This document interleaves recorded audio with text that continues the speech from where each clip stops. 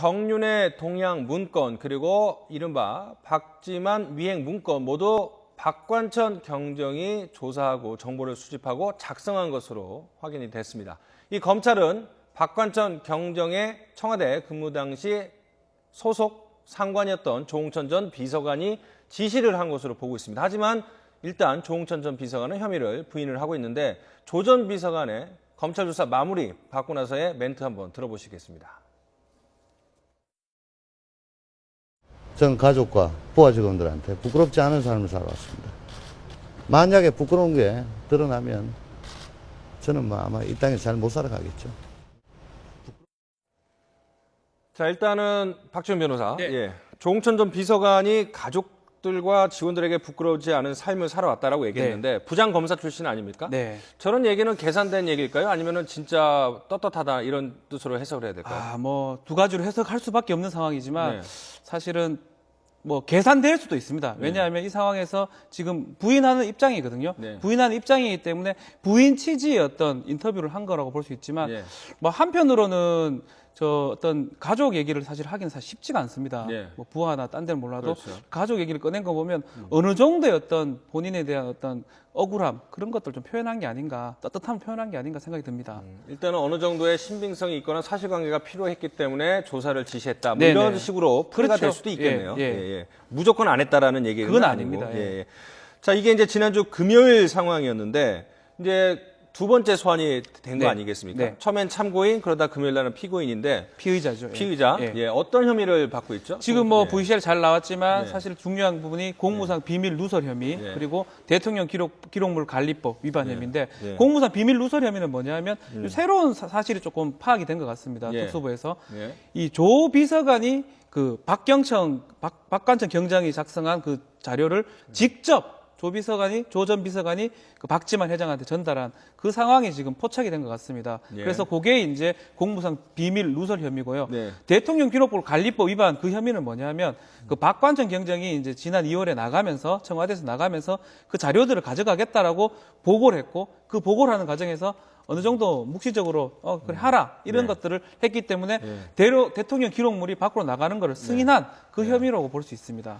자, 지금 말씀 중에 이제 속보 내용이 들어왔습니다. 오늘 첫 소식으로 에어아시아 항공기가 실종이 됐다라고 말씀을 드렸는데 이 탑승객 중에 한국인 3명이 탑승했던 것으로 전해졌습니다. 아직 최종 확인은 아니고요. 전해진 소식인데요. 앞서 보내드린 대로 현지 시각으로 새벽 5시 35분쯤에 인도네시아 수라바야를 출발해서 싱가포르로 향하던 에어아시아 소속 항공기가 6시 17분쯤에 교신이 끊겼습니다. 이 162명의 승객이 탑승했는데 인도네시아 149명, 한국인 3명, 싱가포르인 1명, 말레이시안 1명 등 이렇게 로이터 통신이 전했는데 162명 중에 한국인 승객은 3명이다 이렇게 현지 언론은 전하고 있습니다. 아직 우리 대사관이나 우리 정부 쪽에서는 확인한 건 아니지만 현지 보도를 본다면 교신이 끊긴 에어아시아 여객기에는 한국인 3명이 탑승한 것으로 전해졌고요. 일단 지금 가장 큰 관심거리인 교신이 왜 비정상적으로 끊겼느냐 이 부분에 대해서 인도네시아 당국 관계자는 교신이 두절되기 직전에 여객기 측에서 비정상적인 항로 변경을 요청했다고 합니다. 이 비정상적인 항로 변경을 왜 갑자기 요청을 했는지 기상 악화인지 아니면은 범죄에 의해서 납치가 된 것인지 여러 가지 해석이 가능하겠지만 아직까지는 정확한 원인은 나오지 않고 있습니다. 이 한국인 3명이 탑승했다는 것도 우리 정부 당국이나 외교관에서는 아직 확인이 안 되고 있고 현지 언론 보도를 인용을 한다면 162명의 승객 가운데 한국인 3명이 탑승한 것으로 전해지고 있습니다.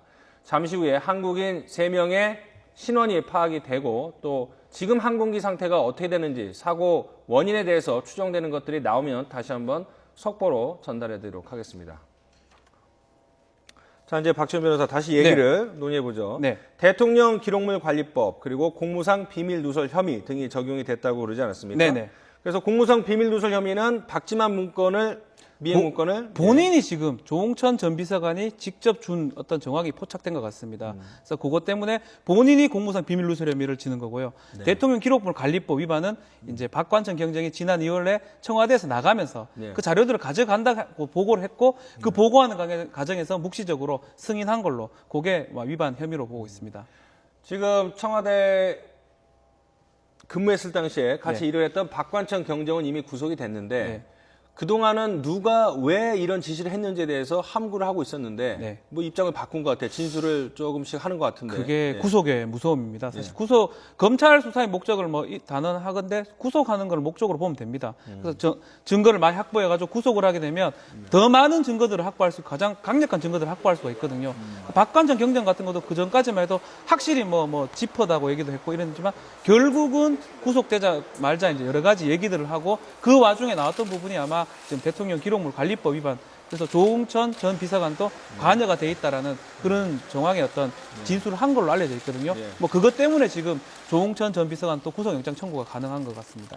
자, 뭐 구속영장이 청구가 됐고 했기 때문에 조홍천 전 비서관은 가족과 부하들에게 부끄럽지 않은 삶을 살아왔다고 하지만 뭐 수사의 방향이 좀 달라지거나 아니면 검찰이 짰던 그 시나리오대로 여러 가지 정황 증거나 혐의가 입증이 될 수는 있겠군요. 지금 정황으로 봤을 때는 박지만 회장도 아주 강도 높은 조사를 받았거든요. 참고 조사를 받았는데 예. 그 와중에 드러났던 진술들, 여러 가지 진술들이 있을 거고 예. 지금 특히 박관천 전 경장 같은 구속되면서 조사를 받고 있기 때문에 아마 여러 가지 진술 증거들을 많이 확보한 것 같습니다. 그렇기 때문에 검찰 입장에서는 이제 구속영장 청구와도 확실하다는 생각을 했기 때문에 영장 청구를 한 거고 아마 두 가지 혐의 입증하는 거는 뭐 어렵지 않다고 생각이 듭니다. 자, 정리를 하자면 네.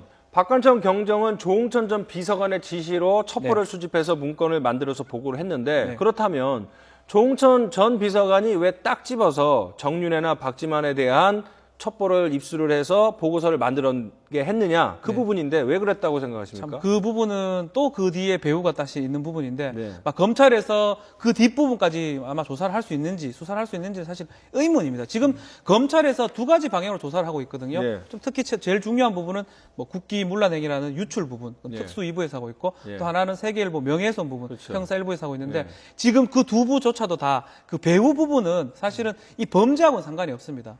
밝히려면 밝힐 수 있지만 범죄에 밝히는 거하고는 관련이 있기 때문에 아마 그 부분은 알더라도 아니면 몰랐더라도 알든지 모르든지 간에 그걸 밝히지는 않을 것 같다는 생각이 듭니다.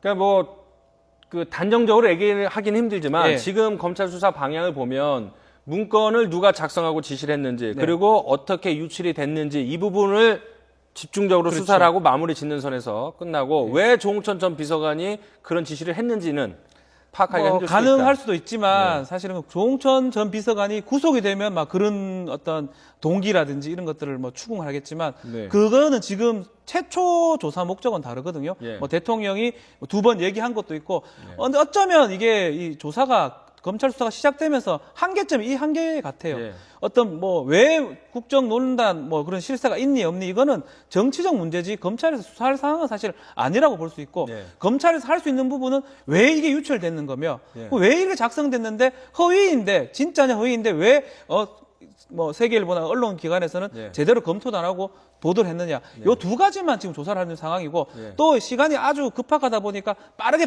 하다 보니까 요 두 가지만 확인하는데 초점이 맞춰져 있는 것 자, 같습니다. 이제 11월 말에, 지난달 말에 세계일보에서 이른바 정윤회 동양 문건이 보도가 되면서 나라가 이제 발칵 뒤집어지지 않았습니까? 지금은 사실 관심이 많이 꺾인 상태이고, 검찰 수사와 관련해서만 관련 뉴스들이 나오고 있는데, 이런 상황에서 배후까지 더 조사를 하거나 알아보는 것이 바람직할지, 아니면은 여러 가지 한계점 때문에 결국은 조홍천 전 공직기관 비서관이 지시를 했다. 네. 근데 그가 지시를 왜 했는지를 밝혀내지 않는 게 그게 이 본건에서는 별다른 그렇죠. 상관이 없는지 어떻게 이게 판단해야 될까요? 밝혀내면 사실 좋은데 네. 조홍천 전 비서관이 어떤 생각을 갖고 있는지 사실 모르겠지만 네. 사실 지금 중간중간에 그 검찰이 보도한 내용을 보면 뭐냐면 두 사람이 박관천 경정이나 조 전 비서관이 뭐 자료를 모으는데 어떤 뭐 어떤 네. 흥분해 있다 뭐 네. 이런 식으로 얘기를 하더라고요. 네. 그거는 결국은 그 두 사람한테 초점을 맞추려고 하는 것 같습니다. 네. 아마 배우가 있을 수도 있겠죠. 네. 있지만 검찰 입장에서는